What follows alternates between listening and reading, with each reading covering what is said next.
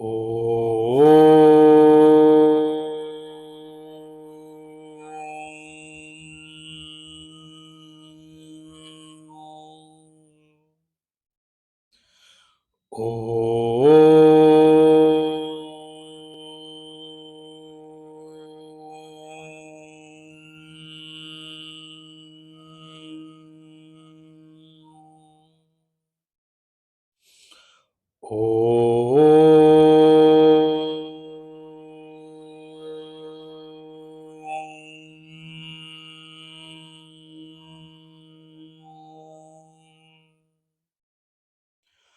ओम श्री गणेशाय नमः। ओम श्री सरस्वत्यै नमः। ओम श्री गुरुभ्यो नमः। सच्चिदानन्दरूपाय विश्वोत्पत्त्यादिहेतवे तापत्रयविनाशाय श्रीकृष्णाय वयं नुमः। श्रीकृष्णाय वयं नुमः। वसुदेवसुतं देवं कंसचाणूरमर्दनं देवकी परमानन्दं कृष्णं वन्दे जगद्गुरुं। कृष्णं वन्दे जगद्गुरुम्। मूकं करोति वाचालं पङ्गुं लङ्घयते गिरिं यत्कृपातमहं वन्दे परमानन्दमाधवं। परमानन्दमाधवं परमानन्दमाधवम्। ॐ वाङ्मे मनसि प्रतिष्ठिता मनो मे वाचि प्रतिष्ठितम् आविरावीर्म एधी वेदस्य म आणिस्थः श्रुतं मे मा प्रहासीः अनेनाधीतेन अहोरात्रान् संदधामि ऋतं वदिष्यामि सत्यं वदिष्यामि तन्माम् अवतु तद्वक्तारमवतु। अवतु माम् अवतु वक्तारमवतु वक्तारम्। ॐ शान्ति शान्तिः शान्तिः। सदाशिवसमारम्भां शङ्कराचार्यमध्यमाम् अस्मदाचार्यपर्यन्तां वन्दे गुरुपरम्परां। श्रुतिस्मृतिपुराणानाम् आलयं करुणालयं नमामि भगवत्पाद शङ्करं लोकशङ्करं। शङ्करं शङ्कराचार्यं केशवं बादरायणं सूत्रभाष्यकृतौ वन्दे भगवन्तौ पुनः पुनः। ईश्वरो गुरुरात्मेति मूर्तिभेदविभागिने व्योमवद्व्याप्तदेहाय श्रीदक्षिणामूर्तये नमः। श्रीदक्षिणामूर्तये नमः। श्रीदक्षिणामूर्तये नमः। श्री कृष्ण गोविंद हरे मुरारे हे नाथ नारायण वासुदेवा जिह्वे पिबस्वामृतमेतदेव गोविंद दामोदर माधवेति। हे कृष्ण हे यादव हे सखेति। हे कृष्ण हे यादव हे सखेति। हे कृष्ण हे यादव हे सखेति। नारायण नारायण नारायण। Verse number 67। इंद्रियाणां हि चरतां यन्मनोनुविधीयते तदस्य हरति प्रज्ञां वायुर्नावमिवाम्भसि। इंद्रियाणाम हि चरताम यन्मनोनुविधीयते तदस्य हरति Pragyam वायुर्नावमिवाम्भसि. Bhagwan Shankaracharya ji's bhashya on this particular verse. First, I will read the connecting bhashya of Bhagwan Shankaracharya ji, connecting the verse number 66 to 67. Bhagwan Shankaracharya ji says, Ayuktasya kasmad buddhihi na asti iti uchyate. Bhagwan Shankaracharya ji explains in this connecting bhashya, why is there no knowledge for the unsteady, explaining that why the ayukta, which Bhagwan explained in the previous verse, why is that such a ayukta, the non-capable one, and the unsteady one or the non-capable one, and does not have the correct kind of an intellect to actually firmly establish himself or herself in that knowledge, even though the knowledge was given to this person. For that, at only Bhagwan and Krishna, Supreme Consciousness Bhagwan Krishna, has given this verse number 67. Now I'll read the bhashya of Bhagwan Shankaracharya ji on the verse 67, and before we go into the detailed meaning of it from where we left in the last session. Bhagwan Shankaracharya ji says, Indriyanam hi yasmat charatam swasvavishayeshu pravartamananam yad manaha anuvidhiyate anupravartate tad indriya vishaya vikalpane pravrittam manaha asya yatehe harati prajnam atmanatma vivekajam nashayati katham vayuhu नावम इव अंभसि उदके जिगमिषताम मार्गाद उद्धृत्य उन्मार्गे यथा वायुः नावम प्रवर्तयति एवं आत्म विषयां प्रज्ञां हृत्वा मनो विषय विषयां करोति. Supreme Consciousness Bhagwan Krishna, in the series of verses, 11 verses which Bhagwan Krishna has given, and explaining about the importance of self-control in the life of a spiritual seeker, or I would say in the life of a person who really wants to contribute towards vertical growth in the lifetime, in one's lifetime. On horizontal growth, many are working. The thing is, I'm not even talking about that. That is your prerogative, what you want to do. But if you want to utilize this human life to contribute something towards your vertical growth, how that person and needs to critically focus upon self control as an aspect to gain the knowledge. On those, Bhagwan has given 11 verses, and we were looking at, we've already looked at most of the verses till now. In this last verse, Bhagwan is now at the level of concluding his argument, concluding his advice. When I use the word argument, it seems that something is being argued upon. So I change the word to advice. Actually, these are not arguments. Bhagwan is trying to give a topic, concluding his topic. Yeah, that's a better word. Concluding his topic of self-control.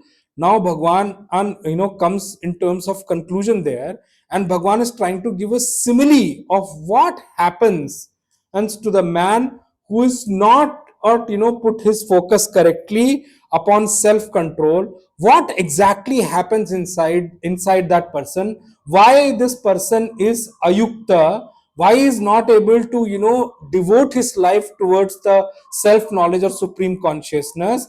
Why this person is not able to lead a life in such a way to gain the eternal peace, which is the final culmination and or final result of this self knowledge? Why? And then of course happiness also is far for this particular person. What really happens? Bhagwan is trying to give you the simile. I told you in the last session, the beauty of supreme consciousness Bhagwan Krishna is every example, every simile Bhagwan gives is so apt that every part of the simile need to be adapted in life. It's so beautiful the way Bhagwan says it. If you remember, or when he started the topic of self-control, Bhagwan gave the example of tortoise. As when he spoke about kurmongani va sarvashaha. In the verse number 58, when he started the topic of of self control, he gave the example of tortoise, and he compared the tortoise to the man of steady wisdom, the man and who is really established in the self knowledge. Why he gave that example there? For a tortoise, the moment it senses the danger, or withdrawing its organs to its shell, which is a protective shell, is not something which comes out of effort. It's naturally, it's automatic. It doesn't tortoise does not have to make an effort to withdraw senses. No, now I have sensed danger, let me try to work upon my limbs to actually retract them into the shell. By the time oh, that the effort is done, maybe the danger has already stuck up the thing. So apparently for tortoise, why Bhagwan give the simile of tortoise to a man of steady wisdom is, like for a tortoise, withdrawing its limbs when it senses danger is really natural, it's automatic, it's very swift in that way, and it naturally happens for the tortoise. In the same way, for a man of steady wisdom, withdrawing his or her senses when it seems that the situation is not good, is not senses some danger with the objects and the objectify word, it's natural. I told you many a times, by God's grace, is Bhagwan has blessed to make me meet at least many Mahatmas in this lifetime itself, which is actually worth the thing to live for, to be honest with you. Because when we see a Mahatma in action, then only we'll realize what is this self knowledge, what is the wonder this self knowledge does to a man who actually tries to live that knowledge. So I told you, I've given you the example also. I've seen Mahatmas sitting in a crowded bus stand, and in the midst of chaos with closed eyes have gone into meditation. There is utter chaos at the outer level, but this man is completely placed himself in the peace or in the supreme consciousness in the middle of a chaotic bus stand. So, that's the level of a man of steady wisdom. As Bhagwan gave in the 58th verse, Kurmongani va sarvasha. You see, there is a lot of chaos going, somebody is fighting somewhere, somebody is doing, they're going to disturb the peace of me, and this peace is very, very, very, very precious for me. I don't want to let this peace be compromised because of any external situation. Just close the eyes and establish in the self, and samadhi, person is gone into samadhi. So those are the kind of things Bhagwan has spoken about there, where when he gave the simile for, or comparing a man of wisdom. Now you see, Bhagwan is trying to give here a similar example, but here Bhagwan is trying to give a simile for a man who is not yet established in the self knowledge, whose prajna is not pratishthit yet, who is not firmly abiding in the self yet, even though the self knowledge has been gained by such a person. And now you see the beauty of it. I tried to touch about it in the last session, but I told you that I'll take it up in the detailed meaning in the session which is I'm doing it today, in the next session. Actually, you see the beauty here. For a person who is right now putting effort of gaining abidance in the self knowledge, after gaining the self knowledge, is still working upon gaining clarity in terms of that, is still trying to work towards abhinivesh means entering that knowledge which has been gained. For such a person, that's why Bhagwan Shankaracharya ji explains such a person as yatehe, yatnavan means the one who is a seeker, who is right now putting effort towards abiding in the knowledge. He's trying to put effort towards gaining clarity of the self knowledge which has been given to him. He's trying to work towards resolving all the kind of things I told you in the last session about Vipreet Bhavana. Vipreet Bhavana is still not resolved. Or in that such a person, this person is actually right now putting effort to gain the clarity of understanding about the self knowledge, is trying to enter that knowledge. And only once a person and is capable enough, is ready enough to enter the knowledge, then only living that knowledge can start to happen. So we left at a point where we were talking about, but even though senses present the object to the mind, to the antakarana, but trust me, senses don't keep any objects which is comprehended by them. What happens? Senses carries the object in by way of form, by way of words, by way of taste. It carries the object and presents it to the mind. But it's the mind which gets stuck onto the object. Senses never keep anything with them at all. They just, I told you in the last session, and I gave the example of a waiter, I gave the example of a service provider. So senses are actually service provider. They only present the thing in which is from the external thing. They present it to the to the mind. Now I'm just giving you another example for that you'll understand why I gave you the example of waiter in the last session. So when you walk into a restaurant, what happens is a waiter will give you the menu, right? It will give you a plethora of things which is available in that at a restaurant in terms of whatever is mentioned in the menu. But who does the choice of what to be ordered? The choice is done by the person who is a customer sitting in the restaurant. In the same way, mind is the customer. Now senses present and all the things to the mind, and then mind chooses which one to keep, which one to keep for a longer period of time, which one to keep temporarily, and then slowly gradually that's how mind sticks on to the thing. And I gave you two classifications there. Mind sticks on to the thing whether it is even if the mind has got love for an object or a thing, or even if the mind has got hatred towards the object or the thing. That is why Bhagwan never said only about raga. When Bhagwan said viyukta, raga dvesha viyukta, and I told you in the last session, before I completed the session last time, I told you, actually, to be honest and frank with you, hatred is more dangerous than raga, hatred is more dangerous than love or attachment, so to say. But yes, when Bhagwan says raga is also equally dangerous, but hatred is more dangerous, because what happens is hatred is something which keeps on surfacing in your mind in your waking state, and many a times in dream state also, by the way. You see, if you have a hatred towards a person, you cannot think that there will be a dream which will come where you will have a love for that person. It will always be in the light of that hatred which has been stored for that person. And now just think, if you have hatred for a person and you dream, and in the dream your mind only becomes that person also, by the way. In the dream mind only takes the different forms, but identification is in the dream is also with you. Your identification is with you. So mind will itself project to be the other person. And just think for a while, if you have hatred for someone, and in your dream it comes that the person who you have hatred towards is winning everywhere and you are losing. And so what it will do, it will generate dukkha in you, it will generate sorrow in you. See, that's these are the kind of details we all must analyze with our intellect. We should think about life. Life is not an accident. Life is, for many people out there who are living life in the human body, life is an accident. They are just living by chance.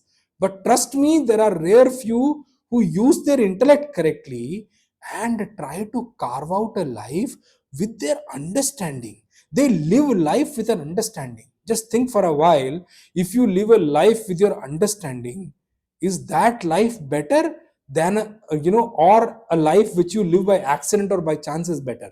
You don't know what will come through. You'll always have a fear of, I don't know what's going to come out. Rather, you have a calculated life. If you really think of life, dissect life in the correct way, understand deeper into the meaning. I'm just telling you to start with, at least try to think about what comes to you deeper. Or at the superficial level is a different thing. First, at least train to think whatever comes through. That's why we have this term coined to be some people who think well in any field of the world also, as what thinkers. And why? Because they're using their intellect in maybe in some area. I'm not saying that, but they're at least using their intellect for something. So the thing is, we must sit down and think. Actually, both love or attachment, love slash attachment, so to say, which is called raga, or dvesha, which is hatred, both are the things which are going to give sorrow or happiness or sorrow in the sequence which I said, to the mind.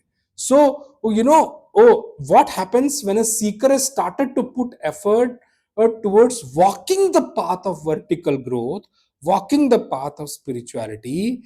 What happens when and this amount of self control is not exercised, or does not care about the love and love slash attachment being generated in mind, and or hatred being generated in mind? What happens? Such as a seeker, even though has got this self knowledge, maybe because of the grace of guru.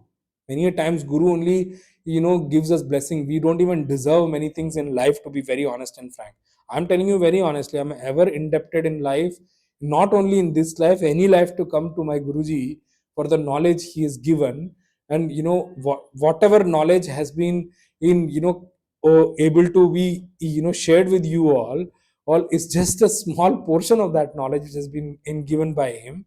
But even though I am not even a qualified adhikari, but he is given that sheer grace of him. It's his grace alone, his love for me alone, on which has got this knowledge. So Bhagwan says, the person Bhagwan is talking about here is not of a person who is drowning in enjoyment. Bhagwan is not talking about a bhog vilasi person. He's not talking about that. That's why Bhagwan Bhashyakar Shankaracharya ji has written the word yatehe. Means this seeker is one who was making effort towards walking the path of spirituality, effort towards growing vertically in life. And within him this kind of clarity of self knowledge, which I coined with the word prajna, had already has already born in such a seeker. It's already taken birth in such a seeker.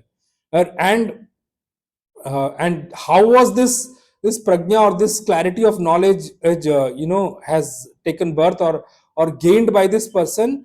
By contemplating upon what is self and not self, using wisdom correctly to decipher between what is self and what is not self, which is in Srimad Bhagavad Chatushloki, it is used by the word anvayan vyatirek. In Chatushloki Bhagavad, in the last verse or the fourth verse, say Anvaya Vyatirekabhyam, Yasmat Sarvatra Sarvada. It's said like that. Bhagwan says, is because this person surrendered to a guru, and trust me, I'm telling you, you cannot even think of the magic of this association called Guru and Shishya. Trust me, I'm telling you, in the world, nobody can explain it to you completely. Every guru also, when they talk about it, when they talk about their guru, you can see, they always say, I cannot explain. I'll tell you one example for this only, since this topic is going on. Let me tell you. Once Pujya Gurudev, Swami Chinmayananji, was invited at somewhere on the stage and asked to speak about Swami Tapovanji, who is his guru. So it is said that Puja Gurudev stood on the stage and said Swami Tapovanam, closed in his eyes and went completely silent for 15-20 minutes. And then he said Om Tat Sat and came down.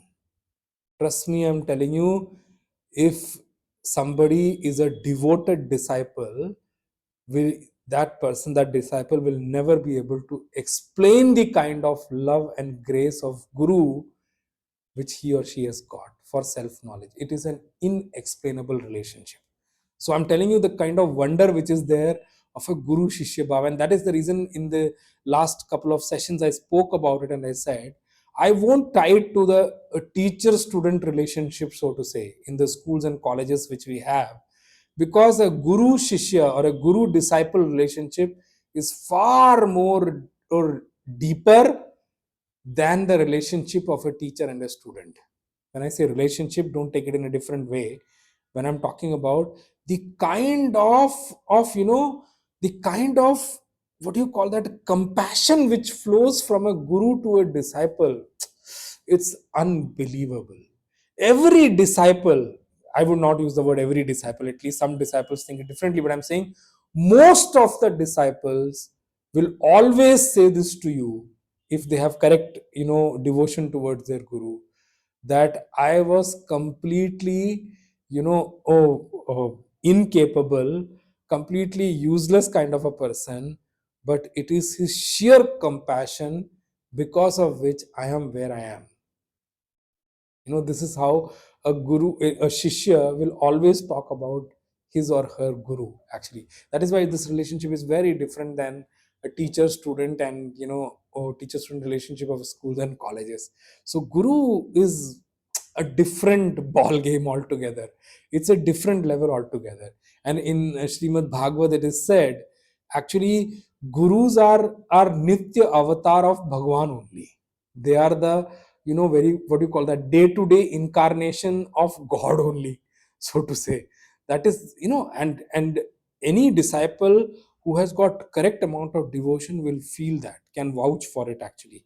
But anyway, I'm coming to the topic there. So because this person surrendered to a guru and accepted himself to be a disciple of a guru, spend time serving his or her guru, because of that, even though this disciple was incapable, non qualified, but the self knowledge has finally landed as a seed in the intellect of such a disciple.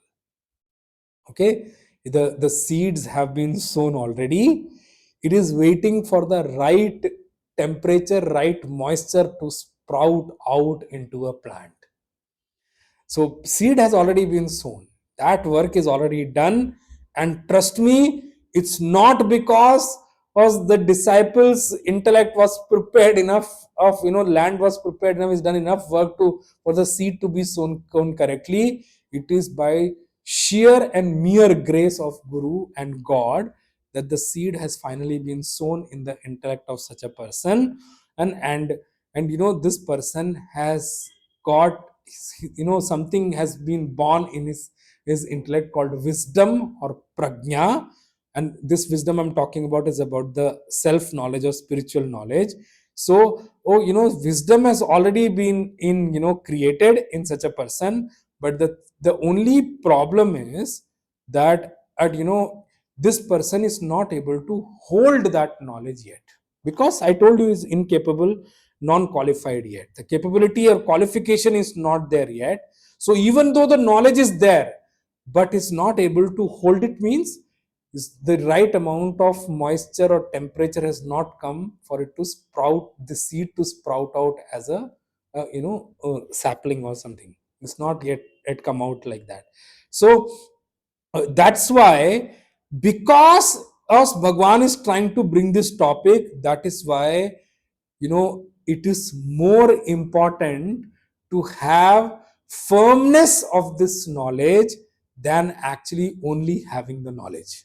And that is why you will see Bhagwan is praising the sthirata of prajna. Bhagwan is not praising prajna here. I know, Bhagwan is not talking about the wisdom here. Bhagwan is talking about the firmness of the wisdom. How firmly this wisdom has been placed inside this person, means what? How firmly, how frequently this person is able to recall that and try to reflect upon it on a day-to-day basis. Now I am telling you one thing very honestly. For a spiritual seeker, spirituality is a daily job. Why I use that word? It's not it's not your, or what do you call that, occasional celebration that oh, I have not done spirituality for 2 months, now let me just pick up and see if I recollect all those things. It's not going to happen like that. It's a daily job, means, like I keep telling in the WhatsApp group which I run, and every now and then to the seekers, prayer is something which we must do daily. Sadhana is something which is a daily thing. like your job. Even though you may get a off of Saturday and Sunday in your job, but you should not have an off for your daily sadhana and prayer. And for a spiritual seeker, like I'm just giving you an example, when by God's grace I studied Vedanta, for the 2 year course. When I studied Vedanta, at that time, I'm telling you, there were no Saturdays, no Sundays, no holidays for 2 years, for 730 days straight away. No internet, no email, no telephone, no connection that way. Yes, you can meet your family can come and meet you, but it is so much, because we were taught in 2 years what was taught in Gurukul over 20 years. So just imagine the kind of vastness of study which is there. Anyway, so coming to that point, that is the reason why Bhagwan is again and again laying emphasis on the point that I call upon, that it is utmost important for us to work towards having firmness in the self knowledge gained. That's why. And Bhagwan says, I want to give so much praise to the wisdom, so to say, than actually firmness of the wisdom is far more, far more better than the just wisdom only. That's why Bhagwan, and as I mentioned, tasya prajna pratishtita, tasya prajna pratishtita, verse after verse, sthita prajna verse, Bhagwan is not talking about, Bhagwan is talking about sthita prajna. The word you see, one whose prajna is sthita. Sthita means is firm, firmly placed. And Bhagwan also keeps on that same word, tasya prajna pratishtita, tasya prajna pratishtita. One after another, Bhagwan is saying that, when Bhagwan is giving the property of a man of realization, every term Bhagwan is doing, this is how I'll qualify a man who is firmly placed, whose wisdom is firmly there, and one who is firmly placed in the wisdom. And uh, for this particular seeker who I'm talking about, for Yate He, who Bhagwan Shankaracharya ji coined with, this person and gained the self-knowledge. The self-knowledge was there, and the required clarity was also given by the grace of Guru to such a seeker. But since this person started to revel in the worldly objects, so just I'm giving you one term here. It cannot be that I live in one knowledge and I will do, what you call that, I will live in one knowledge and will revel in a different thing altogether. You cannot do that, right? It means what? प्रज्ञा में एक रखूंगा लेकिन रमण में कहीं और करूंगा. That cannot be there at all. Because this seeker is reveling in, or having enjoyment with the worldly object, because of that, the objects in which this seeker is reveling in actually kidnaps or steals away the wisdom which was given to this person. And that is what Bhagwan says is, tadasya harati prajna. Harati means kidnapped. Harati means stolen. And it's already been taken away. And taken away means what? It is unavailable for you right now. Taken away means that which is stolen is unavailable for you, right? That which is kidnapped is not available for your comprehension, isn't it? So Bhagwan says is the thief in the form of worldly objects X doesn't steal anything from you, because in you the most precious thing is the wisdom of this self knowledge, or this knowledge about the self. That is the most, if a thief also strikes somebody's house, what does that thief run towards or chase towards to steal? The most precious things in your house, right? Maybe jewelry, maybe cash, maybe other expensive things. In the same way, the most expensive thing in a human being, in a man, in a jiva, is actually this priceless. I'm using the word priceless, doesn't mean that it has no price. That means you cannot put a price to it. This priceless knowledge about the self. Why? Because in this whole gamut of life after lives we have lived, this is the only thing which can liberate you. This is the only thing which can give you salvation, the only thing which can end your suffering, the only thing which can give you eternal peace, hence the only thing which can give you eternal happiness. So, that is why this is the most precious thing in someone. And this is, this thief in the form of worldly objects doesn't steal anything from you, only steals away the wisdom or the knowledge of the self. And how this thief steals, that is what the beauty of Supreme Consciousness Bhagavan Krishna's example is all about. Brilliant piece of example. Now you need to understand every aspect of this simile or this example Bhagavan has given. Bhagavan has said, Navam Vayuhu Ambhasi Harati. In the same way as the wind actually capsizes a boat which is traveling in a water or river or sea or ocean or whichever way you can call it, traveling in water. So the as the wind, gushing wind, capsizes the boat or traveling in the river or water or ocean, in the same way this worldly object, the thief in the form of worldly object, in the form of wind, capsizes the boat in the form of prajna. Prajna means the knowledge of the self or the wisdom of the self. Now you see why I said that. You see the beauty of this example. uh, you know uh, so let's try to dwell deep into why Bhagwan gave the example of Navam. Before that, I want to touch one portion which I cannot stop myself from mentioning here. You see the brilliance of teaching skill of Bhagwan Krishna.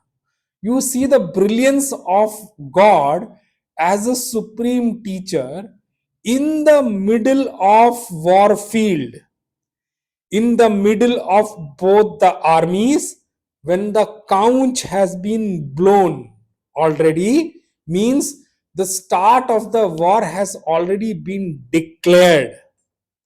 At that time, I should bring out the beauty of both of them, the teacher also and the student also. Both of them are worth bringing out here. You see the beauty of teacher first. Teacher not only understands the problem of the student, not only understand, even though the problem has been presented to the teacher then and there, not only understands the problem of the disciple, of the student, of the bhakta, of the devotee, but comes up with solution which are apt, along with examples and similes which perfectly match the point being brought out there. Irrespective of where they are standing, they are not sitting in an ashram where guru is sitting and a student is studying. No, it's they are not sitting in an ashram, they are in the middle of a war field. Middle of a war field means what? I am in an extremely busy work environment, in the middle of an office thing, I have a deadline to meet, and suddenly I get into delusion, and a teacher arises there and sits down there, explains me the whole knowledge, and I get the knowledge, solve my day-to-day work problem, and not come out as winner forever after that also. You see the beauty of the teacher. My god, brilliance is the word. And I told you, I fail to even imagine.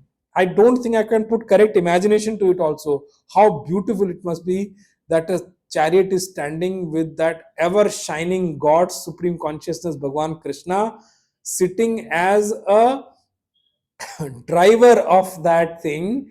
Now you see, and a jiva sitting in the what you call that, at in the seat, and he's ordering the driver that take my, like an owner orders a driver that take me there, and all those things. In the same way, Arjun also Bhagwan that take my senayoru bhayor madhye ratham sthapaya me achyuta.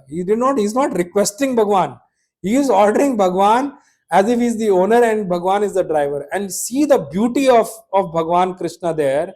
Bhagwan, what a Bhagwan he is, what kind of a God he is. You see, God gave up his supremo power and decided to become a driver. What a compassion Bhagwan Krishna has got. Unbelievable is the word. And the kind of compassion, see, Bhagwan gave up his Bhagavata and decided to become a driver. And imagine the qualification or the grace of God on that head bhakta or devotee or the jiva called Arjuna, that we all go to God and request, give me this, give me that, and all those kind of things. Please give me this, please, we request Bhagwan. And here is a jiva who's ordering Bhagwan, take my chariot to the middle of the army, let me just see what it is. You see the kind of jiva and the kind of God he is. The beauty of Bhagwan, the brilliance of Bhagwan, you see. And Bhagwan in the middle of war field gives it. And I must also bring out the beauty or the qualification, how qualified Arjuna must have been, that in the whole time Bhagwan was giving knowledge, entire through the 18 chapters, 700 plus verses, Arjun never asked a single question pertaining to the war. Now just see the beauty of Arjun. Arjun is asking question. You will see as we move along in the other chapters. Bhagwan, and between Akshar Brahma, what should I choose and where should I get devoted? What are you talking? Where is Akshar Brahma? Is not even a single question pertaining to war. Bhagwan, what are the qualities of a good devotee? Who you call a devotee? Who you love? I want to understand. These are the kind of questions Arjun is bringing out in the war field. You see the beauty of it and see the beauty of Bhagwan. Bhagwan also not even once said, Arjun, are you mad? In the middle of war field, you're asking me these questions. Why are you not asking me about the war? Because that is the prerogative. That is the first thing. Bhagwan is also going in that flow, because when Bhagwan saw this jiva is ready, Bhagwan said this is the right time to strike and give the entire piece of knowledge to him, so that this person, even though war, I'm very sure he will win anyway after this, but will be able to lead a life correctly to reach the eternity, reach the eternal peace also. That's a beauty which we should bring out when we read Bhagavad Gita. Bhagavad Gita says it very clearly. Ashram is not a cause or not a reason for you to get self knowledge. When I explained in the verse, Bhagwan's, and when Arjun said Karpanya dosho apahata swabhava prichhami tvam dharma sammuda chetaha, when Arjun accepted the what we call becoming disciple of Bhagwan, at that time I brought out that to you, that it is not an ashram or anything which is the reason for or one to get a self knowledge. Actually, the reason for or self knowledge is one surrendering unto a guru, and not only surrendering unto a guru, accepting that you are my guru and I need to be corrected in my understanding. The verse number 2.7 I brought it out. Karpanya dosho apahata swabhavaha. The reason for self knowledge to happen in you, reason for vertical path to open in you is that you must work with faith towards a guru, that yes, this guru knows what he's talking. This guru knows that knowledge which actually is required by me to completely free myself from the cycle of birth and death. This guru knows that knowledge which is going to get me eternal peace, going to get me eternal happiness. With that faith, when one work towards it, that is what will get you into gaining that self knowledge edge completely. So Bhagwan says here, that is the reason I wanted to bring out the beauty of both Arjuna and supreme consciousness Bhagwan Krishna. It is an unimaginable scene, the way Bhagwan must have given the knowledge. Many people ask this question also. When Bhagwan was giving the knowledge, was Bhagwan sitting and Arjun standing, or was Bhagwan standing in Arjun city? I mean, how important it is for you. I to keep telling them only one thing. I'm sorry, I was not there to actually vouch and tell you how this they were placed. It is important what has been given. Focus on what is being taught to you, not on the peripheral things. Puja Maharaj Sri Swami Akhandanand ji used to say, many people ask this question, Gita ji was given in the war field only, or was it a conversation which happened outside somewhere? Which time it happened. Even today also people ask me this question, and are you sure this did not happen in the warfield? When it happened, Gita ji was written after 10 days. Just listen to what has been told to you correctly. Those things are for historians to check. It's not important for us. What is important for us is what Bhagwan is talking about. Catch the substance, not about the peripheral things. It's like, what do you call that, you go and visit a place is, and accept the place, you look around for everything else. Like we as a tourist, we go, we may go for one or two places, and when we look around other places, we don't enjoy that one place also which we decided to go for. Don't do that. Look at what is the knowledge has been given, and what Bhagwan is talking about. Gain that knowledge, and walk towards that path to gain in eternal peace with that particular knowledge. Because trust me, supreme consciousness Bhagwan Krishna is not even a single word is without a reason there. So well placed. That's the brilliance of Bhagwan. And that is why I said, many a times I try to imagine how that scene would have been, that Bhagwan giving knowledge, but we don't have that much of purity to actually get that sight also. So I'm sure Bhagwan will himself show that sight sometime, and whenever he decides, let him do that. So Bhagwan gives this example here, or Bhagwan compares the prajna with a boat which is traveling on in the waters. Water may be river, ocean, or whatever.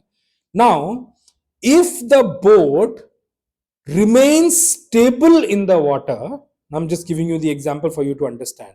If the boat remains stable in the water, then that person which is riding that boat, or the person who's traveling in that boat, can cross rivers which are big or large also, can cross oceans also, provided the boat remains stable during the travel from one shore to another. Now, in reality, now just see why Bhagwan used that simile. In reality, boat is actually to help us cross over. And in the same way, the prajna, or the self-knowledge, or the wisdom of about the self, is also to help us, bless us to cross over. Cross over what?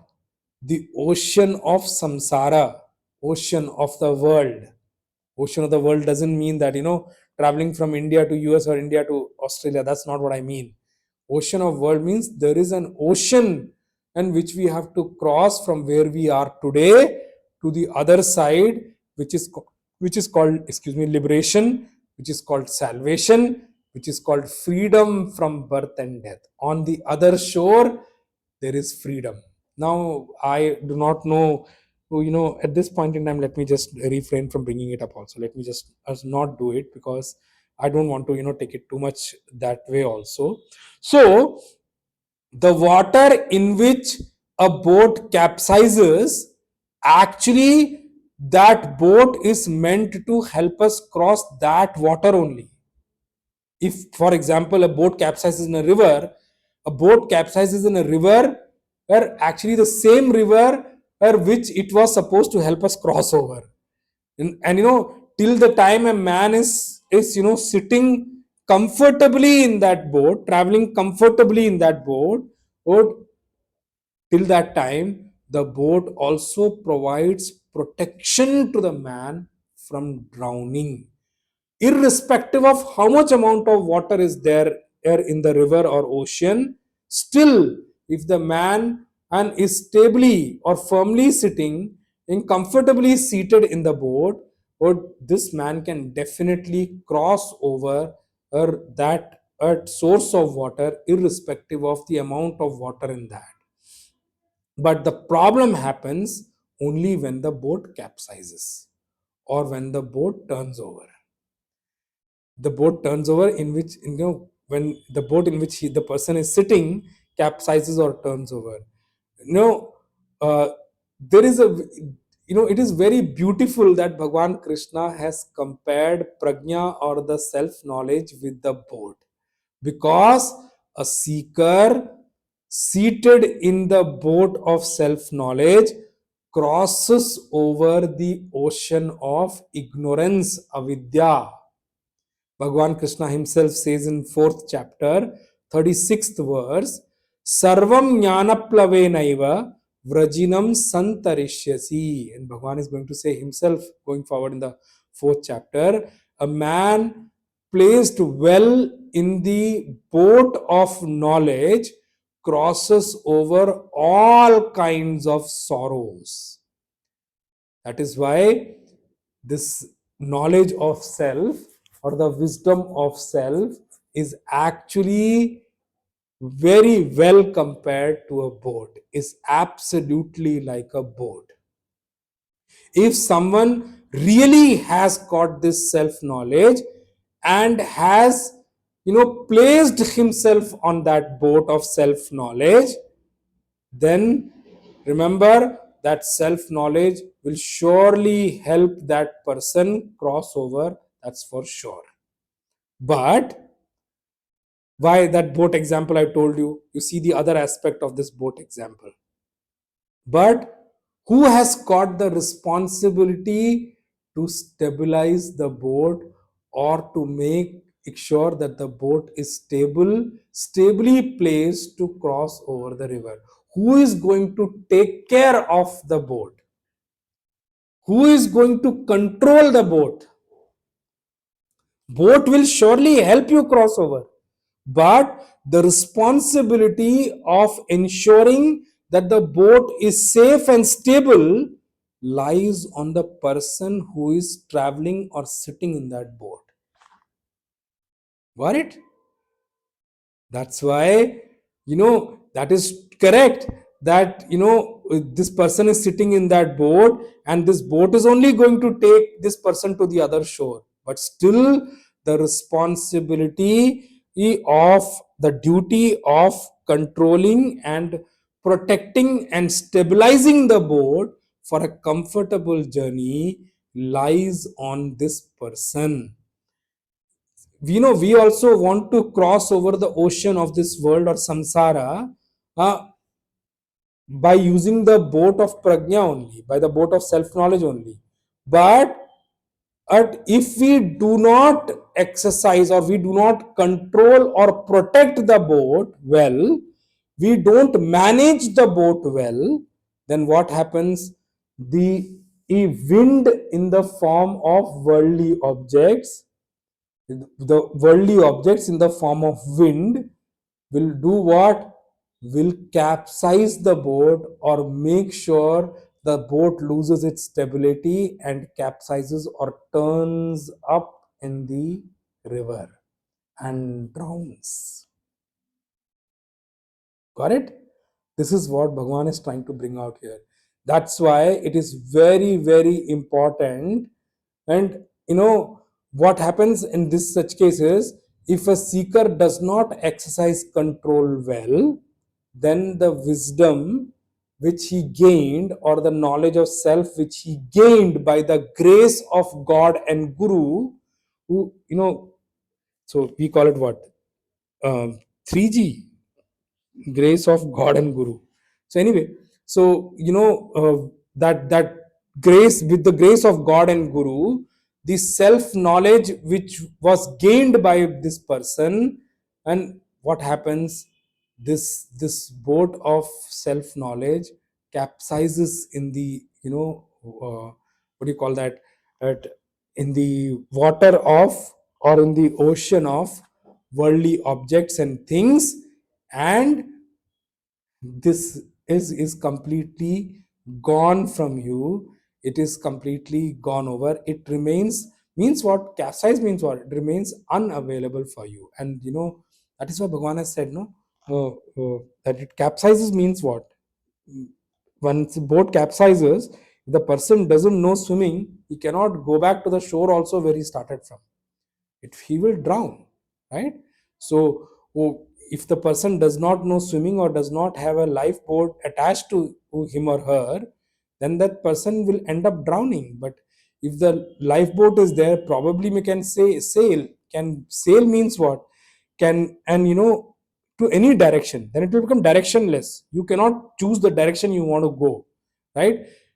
Such a person, and then what does Bhagwan mean by the fact that such a person's intellect is stolen or kidnapped?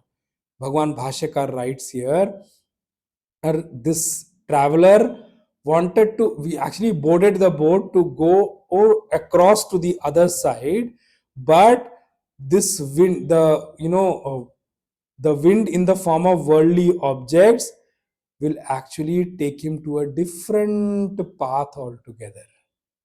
Will completely take him to the opposite direction also, or to a different path altogether. That is what is meant by wind capsizing the boat, and then this person be at the mercy of directionless kind of a thing, and moves into a completely different direction and altogether.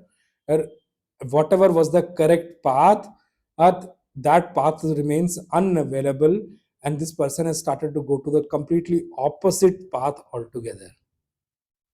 The path which is not correct for this person, the person starts to walk that particular path, is what is meant by boat being capsized, is in the wind, by capsized due to the wind.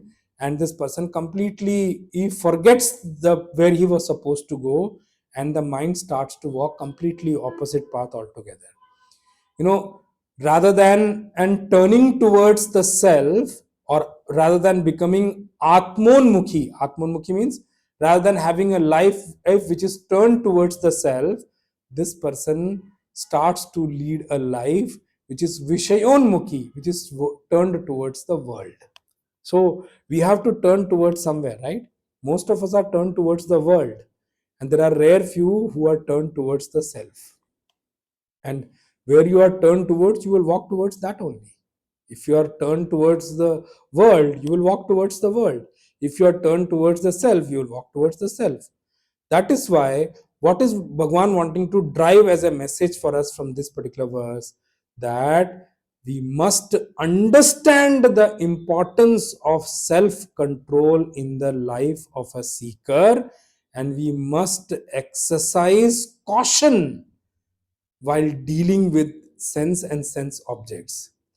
In this entire topic, Bhagwan is bringing up every now and then, and the what are the benefits of self control, and also along with that, Bhagwan brings up, while explaining the topic of self control, what are the loss which we will incur if we do not exercise self control, or if we lead a control-less life, or we live an uncontrolled life, so to say. And Bhagwan says, and in this topic, Bhagwan has actually given you the process of self control also, and Bhagwan has given you the tools of self control, and the end result of self control also. What is the process of self control which Bhagwan gave? Raga Dvesha Viyuktaistu. In that verse, Bhagwan has already mentioned, in the verse number 64, Bhagwan has mentioned Raga Dvesha Viyuktaistu Vishayan Indriyaischa. And in that verse, Bhagwan has said that is the most easiest process to actually walk towards self control. Bhagwan, remember one thing, in this entire topic of self control, nowhere Bhagwan is saying running away from objects will get you self control or get you self knowledge. Bhagwan is not telling you that at all. Nowhere Bhagwan has mentioned that the best way to escape is, escapism is never a solution actually. I keep telling people that being brave in life is a quality which not everyone have. Being brave means what? Be ready to face it. Don't give up. You should stand up for things. You will run away now, you will escape now. How long will you keep escaping? Because till the time you cross a particular situation, the situation will keep coming to you. I've given this example before also. Life is a very different kind of an examiner. It will not fail you and drop you off from the whole path. Life will keep on giving you exams till the time you pass.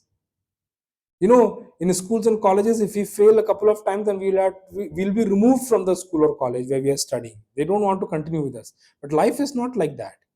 It will keep on giving you exam till the time you pass. So, because situations come according to my prarabdha, I have to face it. I can't, where I'll run away from. So escapism is not ever recommended in any spiritual books of Sanatana Dharma. We don't promote that at all. Rather, we want you to move away from such attitude if you have. So Bhagwan doesn't say that, run away from objects, sit in the jungle and do it. Bhagwan is not saying escape from the objects. Whenever they come, just close your eyes. No, Bhagwan is not saying that. Right? And by escaping from things or running away from things, if you think that, one will gain self-control, good luck to you. It's never going to happen. So Bhagwan is saying never run away from the objects. Rather, have self-control to exercise control over the objects. Bhagwan is saying rather than turning towards the object, turn yourself towards God. Let your life have God in picture. Turn towards Him. The moment you turn towards Him, your back will be towards the object. Object will never come in front of you if you are turned towards God. In the next verse, which is verse number 68, now Bhagwan comes and giving a conclusion of his entire teaching of self-control. Bhagwan concludes his teaching on self-control in the next verse, as I mentioned in the last session. And these verses are also called, Upanishad, Sayama Upanishad, the Upanishad of self-control. So Bhagwan is concluding the teaching of self-control in the next verse. So we'll read the verse number 68. तस्माद् यस्य महाबाहो निगृहीतानि सर्वशः इन्द्रियाणीन्द्रियार्थेभ्यः तस्य प्रज्ञा प्रतिष्ठिता. You see, again Bhagwan brought the word tasya prajna pratisthita. तस्माद् यस्य महाबाहो निगृहीतानि सर्वशः इन्द्रियाणि इन्द्रियार्थेभ्यः tasya prajna pratisthita. I will read the connecting bhashya of Bhagwan Shankaracharya ji, where Bhagwan Shankaracharya ji connects the verse 67 to verse 68. Bhagwan Shankaracharya ji says, Yatato hyapi iti upanyastasya arthasya anekadha upapattim uktva tam cha artham upapadya upasamharati. Bhagwan Shankaracharya ji says, after having explained the proposition enunciated earlier, the Lord now concludes by reaffirming his statement. Yatato hyapi iti upanyastasya, by giving up or elaborating upon the topic of self-control, now Bhagwan comes in terms of the final conclusion of this topic, that what is the final thing, and Bhagwan concludes his teaching on the self-control with this particular verse. Now I'll read the Bhagwan Shankaracharya's bhashya on 68th verse before I get into the meaning. Indriyanam pravruttau dosha upapadito yasmat tasmad yasya yatehe he mahabaho nigrahitani sarvashah sarvaprakaraihi manasadi bhedaihi indriyani indriyarthebhyah shabdadibhyah tasya prajna pratisthita. This is what the Bhagwan Shankaracharya's bhashya on this particular verse is. Before I get into the meaning of verse number 68, I forgot to read the commentary of Puja Gurudev on verse number 67. It's very good to just give you a highlight of this particular verse. Puja Gurudev in his commentary on verse number 67 says, just as a ship with the sails up and the helmsman dead would be completely at the mercy of the fitful storms, and reckless waves will not reach any definite harbor but gets destroyed by the very tossing of the waves, so too life gets capsized and the individual is drowned if his mind is unanchored and left to be carried hither and thither by the uncertain buffets of passionate sense storms. Therefore, the senses are to be controlled if man is to live a better and more purposeful life designed and planned for enduring success. Now, let's come to the meaning of verse number 68. Bhagwan addresses Arjuna as He Mahabaho. He Mahabaho means, oh mighty armed. He Mahabaho is actually the Sambodhana Prathama here. Now, why Bhagwan is bringing out that aspect of Arjun? Because Arjun has been a mighty arm. There was no archer equal to Arjun in the whole cosmos. As when Arjun was here in Dwapar Yuga, he was the best, so to say, that way. There can be many kind of discussions about that. There are argumentative people everywhere. I don't want to get into that argument at all, but that's what it is. He was one of the best archers is available in the cosmos, actually the best archer available in the cosmos. And with his, because of being mighty armed, Arjun has, to his credit, lot of battles which he has won, not only on the earth but in different lokas, so to say. He has won battle in Swargaloka also. He's been of help to Indra also to win battle. Arjun's name was well known across as many lokas, so to say. So Bhagwan is addressing Arjuna as, oh Mahabaho, hey Mahabaho. Oh, why Bhagwan is trying to bring out that aspect of Arjuna? Arjun, you have it in you. You are mighty armed means what? You are brave soul. And you are a brave soul. That means you very well have that quality in you that you can achieve this, what I have mentioned here. That's why Bhagwan has mentioned, and Hey Mahabaho means Bhagwan is trying to highlight to Arjun, Arjun, you are just not a common man. You are just not a normal person roaming around on the earth. You are definitely special. Well, and Bhagwan is highlighting, Arjun, your self control has already reached a level. And what should I talk about Arjun's self control, so to say? You know about the episode, if you know about Mahabharata a little bit also, when Arjun went to fight in Swarga. Urvashi really liked Arjun, and Arjun was also looking and appreciating the dance of Urvashi. Urvashi thought Arjun has also got liking for her. So she went and told Arjun, I want to marry you. Arjun said, Hey Mate, you are like my mother figure. How can I even think like that? I'm sorry. I was never looking at you like that. I was only appreciating your dance. And she got offended. And she said, in Swarga, we don't call anyone as mother or anything, but you still insulted me. So I curse you that, go and be born as a eunuch. So Arjun got very depressed, but then Bhagwan Krishna is there to support Arjun. So Bhagwan told Arjun, don't worry, Arjun, go and speak to Urvashi. He went and spoke to Urvashi that, I had no intent to actually insult you and all. I'm so sorry that, you felt like that, but my intent was definitely not. I really respect you and all. So she said, listen, now I already cursed you. I cannot take back the curse. But one thing I can do, I can reduce the term of the curse. So she said, the curse will be, applicable to you only for 1 year. And, Bhagwan is Bhagwan. Bhagwan told Arjuna they used it in their Ajatwas when Arjun became Brahmala, in that thing. So apparently, those are the things. And Arjun is one who has definitely have got that self-control. That's why Bhagwan is trying to give that call to Arjun to remind him that I also feel that you have the right qualification. You already have self-control in you and you have exercised it many places. It's nothing new for you. That's why you can understand what I'm saying.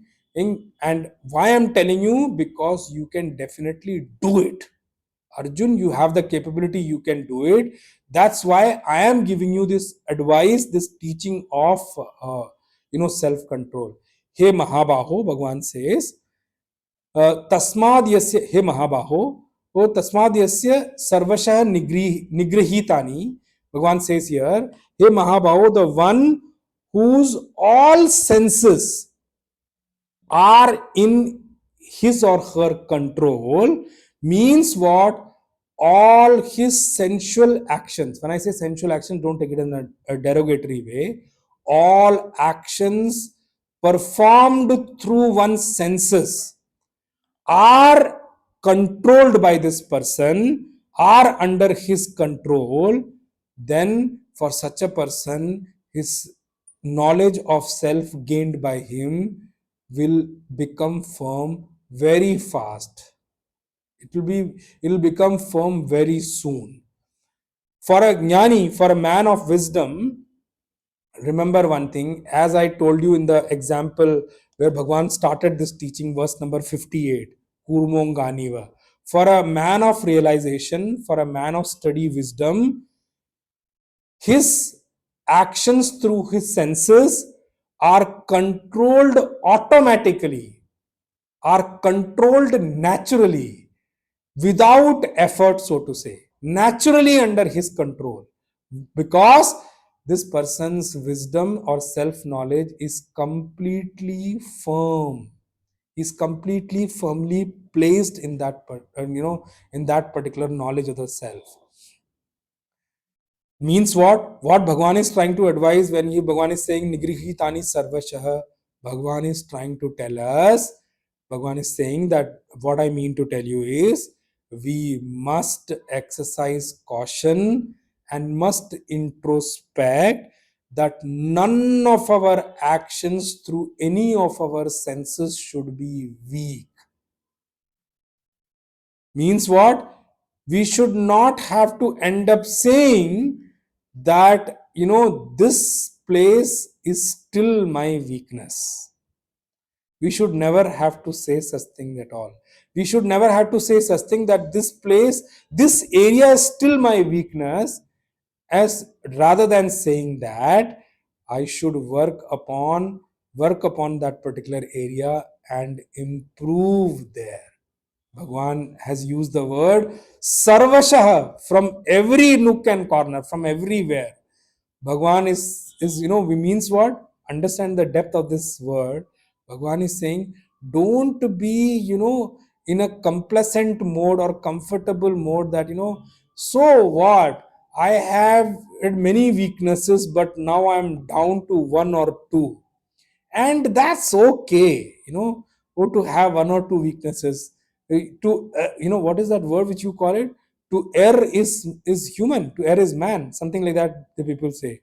No, Bhagwan is not saying that. Bhagwan is saying, don't say that, one or two weaknesses are left, and I think that's okay.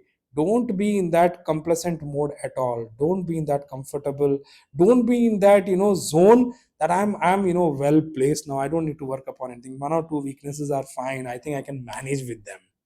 Bhagavan says, Sarvashah, from all sides, from every corner, our actions conducted through our senses should be controlled, should be within the ambit of dharma, should be according to what scriptures guide us, should always be with one goal in mind, that the actions are for God, means with complete devotion towards God, should be sweet when we act towards, should be, beneficial for me also and beneficial for others also.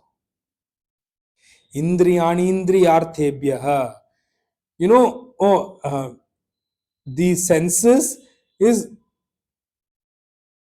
when the senses are controlled, when they act in the area of objects, in the world of objects, as when a person's senses are controlled, when they act in the world or the area of senses, so to say, such a person's wisdom or knowledge of self is considered to be firm. This person's knowledge of self will become firm if it is not firm yet. Now, you see how much of similarity is there between the verse number 58 and this particular verse. The second line is completely same, so to say. The only difference is Bhagwan has done an Hey Mahabaho as a address to Arjun. That is the only difference. And because if you understand and after explaining through the entire topic of self-control, old Bhagwan is giving a clarion call to Arjun. Bhagwan is calling upon Arjun to adapt it in his life and start to work towards living that particular knowledge. There the example of tortoise was given because that was an example of prajna of a jnani. Prajna means the knowledge of self of a man of realization, which is naturally under control. Or there also Bhagwan says Sarvashah, but here Bhagwan says it differently. The only technique Bhagwan has changed from verse number 58 is that there Bhagwan is talking about the one whose senses are already the man of realization, who's already firmly he placed in there. There Bhagwan is doing a pledge statement of what is the topic Bhagwan is going to expound upon. And here Bhagwan is concluding the topic by saying that in these 11 verses, this is where I want you to reach. This is the final achievement of a man of a seeker. Once a seeker reaches this place, once a seeker has achieved this much in his life, trust me, he becoming firm in the knowledge will automatically start to happen, and this person will start to walk towards living that knowledge of self and leading a life completely devoted towards the self, which Bhagwan uses bhavana in the last particular verse. Rest we'll see it in the next session. Kayena vacha manasendriyarva buddhyatmana va prakrite swabhavat karomi yadyat sakalam parasmai narayanaeti samarpayami Shriman Narayanaeti samarpayami.